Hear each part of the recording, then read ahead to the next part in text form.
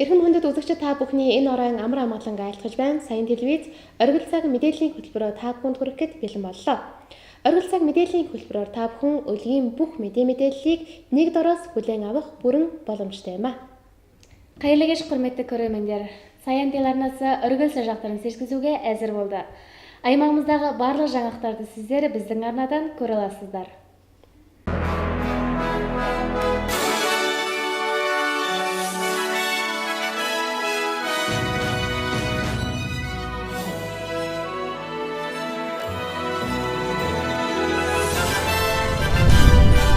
Манай аймагт угаарын хийн хорлогод өртсөн хүний тоо өнгөрсөн он болон энэ он гарсаар эрс ихсэж нийгмийн эрүүл мэндийн онц ноцтой байдалд хүрээд байна.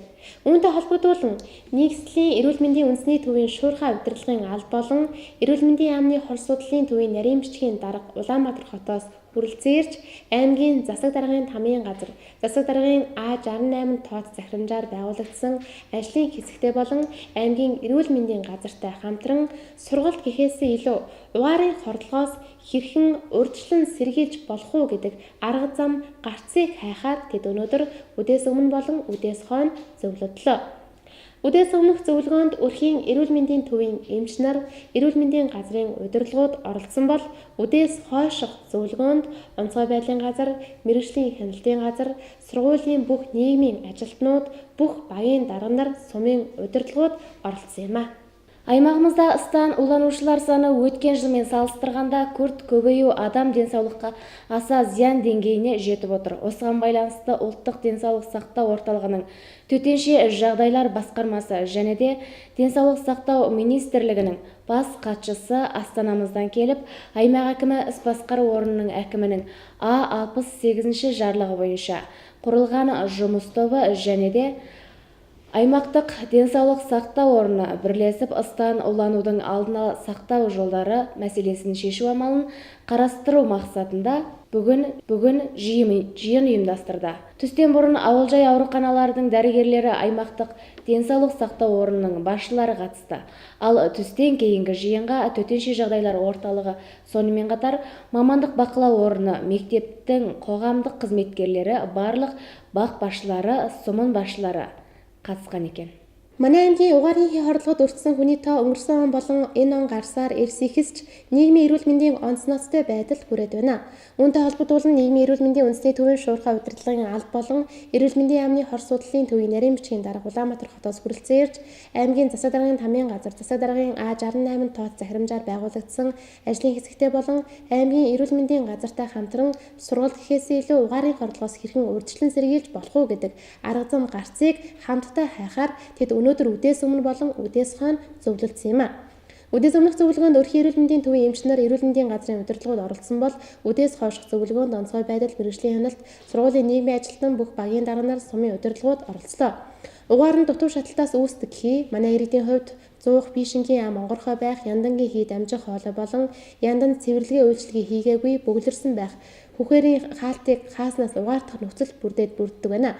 Мөн арх хэтрүүлэн хэрэглэсэн үедээ пишин зуухандаа нүүрс ихээр хийж хяналтгүй орох нь хордлогын эрслийг эрс нэмэгдүүлдэг ажээ.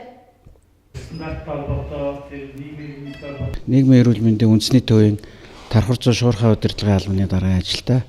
За эрүүл мэндийн яамны хор судлалын салбар зөвлөлийн нарийн бичгийн дарга сонгуультай. Тэгээд 2017 оны эхнээс 2017 оны төгсгөл рүү 2018 он гараад манай Баян-Улгийн аймагт угаарын хордлогот өртсөн хүний тоо эрс ихссэн. Дээр нь энэ одоо сэргийлж болох хүн бол нас барж хахааргүй ийм эрсдэлт одоо сүн нас барсан ийм тохиолдлууд гарсан байгаа. Тэгэхээр нийгмийн эрүүл мэндийн ноцтой байдал буюу онцгой байдал гэсэн категорит бол 2-оос дээш хүн одоо шалтгаан тодорхой болон тодорхой бус байдлаар нас барсан тохиолдлыг нийгмийн эрүүл мэндийн онцгой байдал гэж авч үзээд эрүүл мэндийн яамны шуурхай удирдлагын газраас хурал зохион байгуулад ер нь энэ үйл ажиллагаа газар дээр нь очиод шалтгаан нөхцөл нь чухам юундаа байна. Тэгэд энийг сэргийлэхэд энэ салбар дундын хамтын ажиллагаа ямар байх юм? Нийгмийн эрүүл мэндийн чиглэлээс бол хүмүүсийг тодорхой хэмжээгээр ингээд бид нар ажиллаад байна. Онцгой байдлын газар, засаг даргын тамгийн газрын нийгмийн бодлогын хилцээний зүгээс, мэргэжлийн хяналтын зүгээс энэ гарч ер нь гарахааргүй эрсдэл яагаад гараад байгаа шалтгааны хүчээр судлаад энэ ондоо энэ эрсдлийг эрс бууруулъя, бүгдээрээ хамтарч ажиллая. Энэ ч бас хүний алтан аймаг гэдэг бол хамгаас үнэтэй байдаг. Тэгэхээр энэ талаар бол эхлээд ирээд бол засаг даргын нийгмийн бодлогын хэлцээний дарагтаа бол уулзаа санал бодлоо солилцсон байгаа. За дараа нь онцгой байдлын газрын галын урьдчилан сэргийлэх үйл ажиллагаа хариуцсан байцаагчтай бол уулзсан байгаа. За өнөөдөр бол энд эрүүл мэндийн салбар тэр дундаа нийгмийн эрүүл мэндийн үйл ажиллагааг гүйцэтгэдэг манай эмч нартай бас ярилцсан. Ингээд энэ олон салбарын хүчин чармаалтаар энэ эрсдлийг эрс бууруулахын тулд ямар гарцууд байна гэдгийг ярьцгаар ирж байгаа. Ерөнхийдөө Варын хийм хордог аюулгүй аймаг гэх нь эсийн хэмжээнд нэлээд өндөр дээд түвшинд байгаа гэж байна. Тий, энэ үнэн баа. Яагаад тэгэхээр эрүүл мэндийн яамны шуурхай удирдлагын хэлтэс бүх 21 аймаг дүүрэгт гарч байгаа 1-р халдвар төвчний эрсдэл байдал, 2-р нь осол гэмтэл, 3-р химийн болон цацрагын хордлогын асуудлаар 5 дахь өдөр болгоны 9-оос зөвлөгөө хийдэг. Энэ зөвлөгөөн дээр бол 2017 онд тэр чигтээ баян хөдөлгөөнөөр дурддагдж байгаа. Яагаад тэгэхээр энэ угаарын хордлогын эрсдэлтэй асуудал.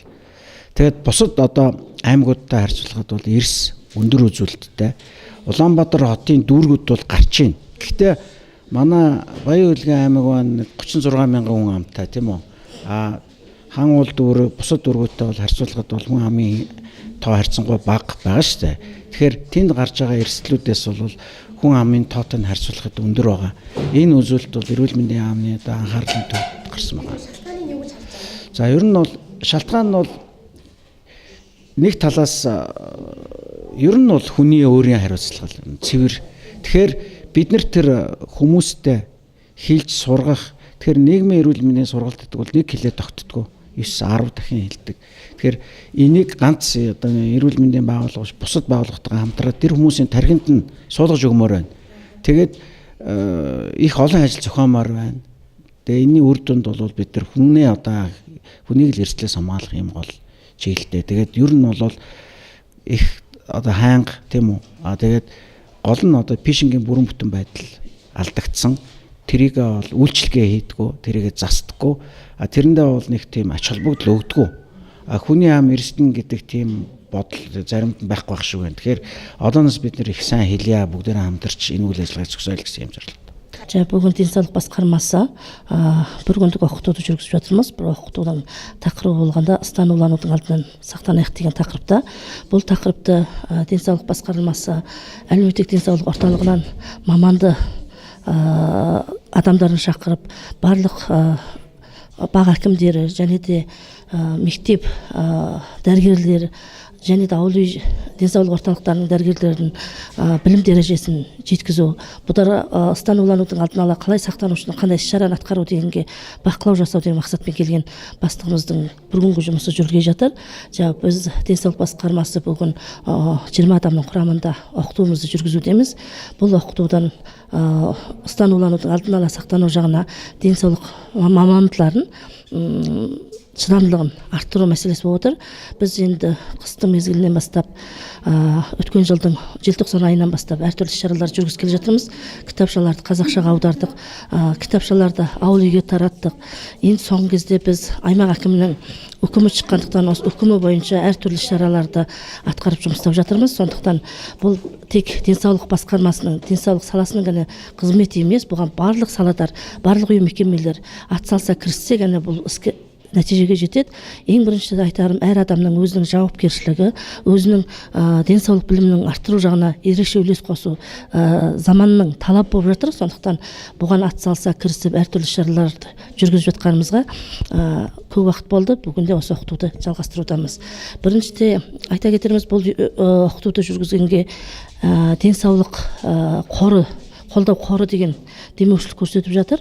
Екіншіде денсаулық министрлігі, одан кейін аймағымыздың іс басқармасы ерекше демеу көрсетіп жатқандықтан 5 ұйымдықтың біріккен үлкен оқытуы жүргізілуде. Екінші оқытуымыз барлық бақ әкімі және де мектеп ұжымының белсенділері, дәрігерлері, әлеуметтік қызметкерлеріне арналып жүргізілетін болады. За өнөөдөр бид Угаарын хийн хордлогын эсрэг сургалтыг аймгийн бүх сургуулийн эмч болон сургуулийн нийгмийн ажилтан тэгээ бүх багийн дарга сумын удирдлага тэгээд засаг даргын А68 тоо захирамжаар байгуулсан ажлын хэсэгтээ хамтарч явуулж байна. Энэхүү сургалтын зорилго маань энэ сүүлийн үед нэмэгдээд байгаа угаарын хийн хордлогыг багасгах, үүнээс яаж урьдчилан сэргийлэх, хамтарч арга зам хайх зорилгоор ингээд явуулж байгаамаа. Энэ дээр болохоор гол сургалтанд маань эрүүл мэндийн яамны харьяа нийгмийн эрүүл мэндийн үндэсний төвөөс тархвар судлалын удирдлагын газрын дарга ирээд энэ сургалтанд маань оролцоод биднэрт бас тодорхой хэмжээний зөвлөмж өгч хамтарч ажиллаж байгаа байна.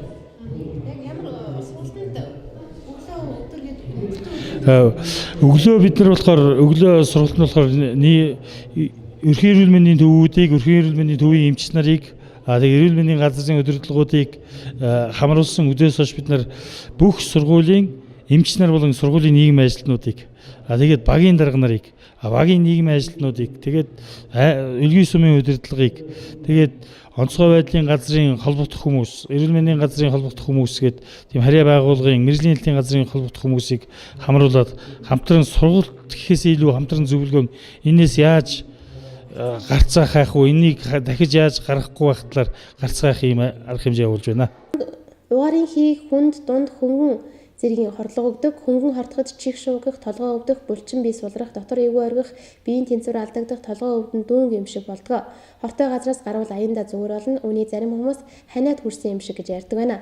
Харин дунд зэргийн хордлогын үед дээрх шинжүүд гүнзгийрч, ухаан санаа алдна, согтуу юм шиг болж, нүүр нь менчийн хүрэнт нь үг яриа нь ойлгомжгүй болж, говьж, дайварч тэнцвэрээ алддаг байна. Харин хүн дээр хортоход булчингууд татаж, ухаан санаа алдагдаж, дороо мэдээгүй бие засна 2-3 өдрийн дараа уушгины хатгаа зүрхний шийдээсээр хүндрэх явдал илэрдэг байна.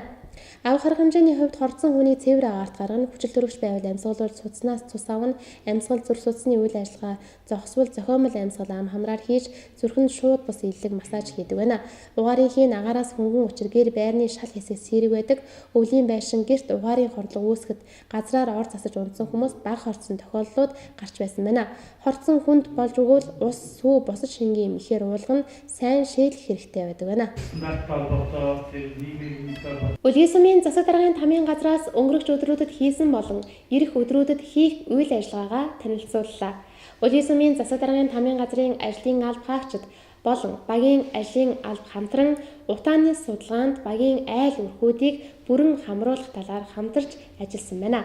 Мөн гэмтэргээс урьдчилан сэргийлэх ажил болон гэр бүл хүүхэд хамгааллын асуудлын талаар сумын засаг дарга нар болон хурлын дарга нар өнгөрөгч өдрүүдэд албан ёсны сургалтанд хамрагдсан байна.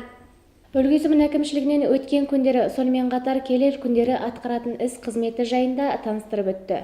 Үлгий сумын әкімшілігінің қызметкерлері сонымен қатар баг әкімшілігінің қызметкерлері бірлесіп ыстан уланудың алдын ала сақтану зерттеуіне баг тұрғындарының толықтай қамтыту мақсатында бірлесіп жұмыстаған екен. Сонымен қатар қылмыс қайшылықтан алдын ала сақтану және де отбасы бала қорғау саласында сумын әкімдері сонымен қатар жиын басшылары бірлесіп өткен күндері біріккен оқытуға қамтылды. Нийт гэмтгэргээс урьдчилан сэргийлэх ажил мөн гэр бүл хүүхэд хамгааллын асуудлын талаар манай сумын засаг дарга болон хурлын дарга миний бие ингээд албан ёсны сургалтанд суулаа. За энэ сургалт маань их үр ашигтай явагдаж өнгөрлөө. За хамгийн гол нь энэ сургалтын дээр хүүхэд хамгаалал, гэр бүлийн хүчирхийлэл, үүсэж байгаа шалтгааныг тодорхойлох, мөн эрд илрүүлэх асуудал чухал байна. Ингээд баг дээр заавал хамтарсан багийг ажилуулад хамтарсан багийн гишүүдийн талаар мөн тэдний үйл ажиллагааны төлөвлөгөөний талаар ард иргэдийг мэдээлэлтэй болгох тал дээр одоо анхаарч ажиллах болно. За энэ төлөвлөгөөг энэ 7 хоногт багтаагаад ингээд батлуулахаар ажиллаж байна. Мөн зорилтод өрхийн хөгжил хамгааллыг сайжруулах үндэсний хөтөлбөрийн хүрээнд манай Үлгий сумаас 147 өрхийг сонгож авах албан ёсны шаардлага байна.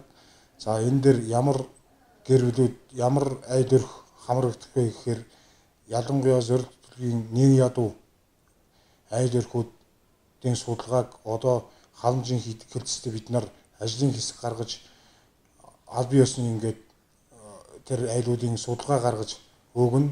Тэрний дагуу халамжийн гэрдэс аль бие усны ажил болгоод тэр тухайн айд өрхүүдийг амжиргаагийн дэвшлүүлэх тал дээр нэг жил ингээд хамтарч ажиллахаар аль бие усны ингээд гэрээгийн хийгээд ажил хэрэг болгож байна. Тийм болохоор тухайн багийн дарга мөн амжиргаа дэмжих зөвлөлийн дарга гишүүд мөн манай иргэдийн төлөөлөгчдийн хурлын төлөөлөгчид энэ ажилд бас тодорхой өөрсдийнхөө хувь нэмрээ оруулж аль бие усны ажил хэрэг болгох тал дээр хамтарч ажиллах нь зүйтэй байна. Бусад ажлууд, өдөр тутмын ажлууд хэвэн явж байгаа. Цаашид бид нар ялангуяа айд өрхүүдийн хөгжил, тэдний амжиргааны төвшинг ахиулах тал дээр их ажлууд төлөвлөж байгаа. Энийг бас анхаарал тавна. Мөн гэмт хэрэгээс урьдчилан сэргийлэх, ялангуяа гэмт хэрэгт холбож болшгүй хүүхэд энэ хамтарсан багийн ажлыг улам сайжруулах тийм ажлуудын төлөвлөгөөг аль бие усны гаргаад ингээд та бүхэнд хуулийг сурчлах мөн үлгий сумын нийт ард иргэдэд хуулийн хүрээнд үйлчлэх бүрэн боломжийн бүрдүүлсэн ажиллаж байгаа гэж дүгнж байгаа. Анхаарал тавьсанд баярлалаа. Одоо та бүхэн товч мэдээлэлд анхаарлаа хандуулна уу? Энэ назарларыңызға қысқаша ақпараттарды ұсынамыз. Баялгийн аймаг дахь сум дундын иргэний хэргийн анхан шатны шүүхийн ерөнхий шүүгч Миранбек Монгол Улсын дээд шүүхийн хүндэт тэмдгээр шагнуулсныг гардууллаа. Монгол Улсын дээд шүүхийн ерөнхий шүүгчийн 2018 оны 2 дугаар сарын 15-ны өдрийн 84-р захирамжаар шүүн таслах ажиллагаанд болон шүүхийн шинжилэлд оруулж байгаа хувь нэмрийг нь өндрөөр үнэлж, Баялгийн аймаг дахь сум дундын иргэний хэргийн анхан шатны шүүхийн ерөнхий шүүгч Миранбекийг Монгол Улсын дээд шүүхийн хүндэт тэмдгээр шагнасныг өнөөдөр тус шүүхийн шүүгч ажилтнуудын нэгдсэн зөвлөгөөний үеэр гардууллаа. Баялгийн аймгийн эрүү иргэний хэргийн давж заалдах шатны шүүхийн ерөнхий шүүгч Өмөрбек шагнал гардуулах үеэр 2001 оноос хойш тус аймгийн шүүхэд шүүгчийн туслах бөгөөд шүүх хуралдааны нарийн бичгийн дараагаар 2006 оноос анхан шатны шүүхийн шүүгчээр 2015 оны 12 дугаар сараас тус аймаг дахь анхан шатны шүүхийн ерөнхий шүүгчээр нийт шүүхийн байгууллагад 17 дахь жилдээ ажиллаж хөлмөрлсөн шүүн таслах ажиллагаанд болон шүүхийн шинэтгэлд оруулж байгаа хувь нэмрийг нь Монгол Улсын шүүхийн дээд байгууллагаас өндрөөр үнэлж Монгол Улсын дээд шүүхийн хүндэт тэмдэг хэмээх нэр хүндтэй шагналаар шагнуулсанд хувьяасаа болон хамт олонны зүгээс баяр хүргэж гэр бүлд нь сайн сайхан бүхнийг хүсэн өрөөж шудраг осны төлөө хүйл хэрэгтэнд улам их амжилт гаргахыг хүсэж баяр хүргэжээ. Монгол Улсын шүүхийн дээд байгууллагын хүндэт тэмдгээр шагнуулсан ерөнхий шүүгч Миранбект шүүхийн хамт олонны зүгээс мөн баяр хүргэсэн юм а. Баялгийн аймгийн Толб сумын 1-р багийн нутагт ойролцоо 12 толгой халуун буг ирж нутагшжээ. Тус газар нь сумын төвөөс ердөө 10 км-ийн зайд оршдог юм байна. Мэргэжлийн хүмүүс уг бугнуудыг Алтай сумын ангийн бүс нутгуудаас нүүдэлж ирсэн шалтгааныг ангийн тоо толгой өссөнтэй холбогдуулан тайлбарлаж байна. Аймгийн байгаль орчин аялал жуулчлалын газраас Монгол Алтай нурууны улсын тусгай хамгаалалттай газрын хамгаалтын захиргаатай хамтран дээрх газарт халуун бугнуудад зориулан өвс, давс тавьж биотехникийн арга хэмжээг авч ажиллаж байгаа ажээ. Улаанбаатар хотын Чингис хааны хүрээ аялал жуулчлалын цогц спорт эх сарын 4-5-ны өдрүүдэд зохион байгуулах Spring Golden Eagle фестивалд Баялгийн аймгаас 22 бүргэдч оролцохоор болжээ. Арга хэмжээнд оролцох Баялгийн аймгийн бүргэдчдийг энэ удаад онгоцоор хүргэх юм байна. Зохион байгуулалтын арга хэмжээнд нийтдээ 20 сая төгрөг зарцуулах бөгөөд шаардлагатай зарлуудыг орон нутгаас гаргахаар болоод байна. Энэ жил 11 дахь удаага явагдах бүргэдийн баярыг байгаль орчин аялал жуулчлалын яам, Баялгийн аймгийн засаг даргын тамийн газар, байгаль орчин аялал жуулчлалын газар, нийслэлийн байгаль орчин аялал жуулчлалын газар, Монголын бүргэдчдийн холбоо зэрэг байгууллагууд хамтран зохион байгуулж байна. Ирхэн мөндөд үзэгчдээ энэ хүрээд Саян телевизийн оргил цаг мэдээллийн хөтөлбөр өндөрлөж байна.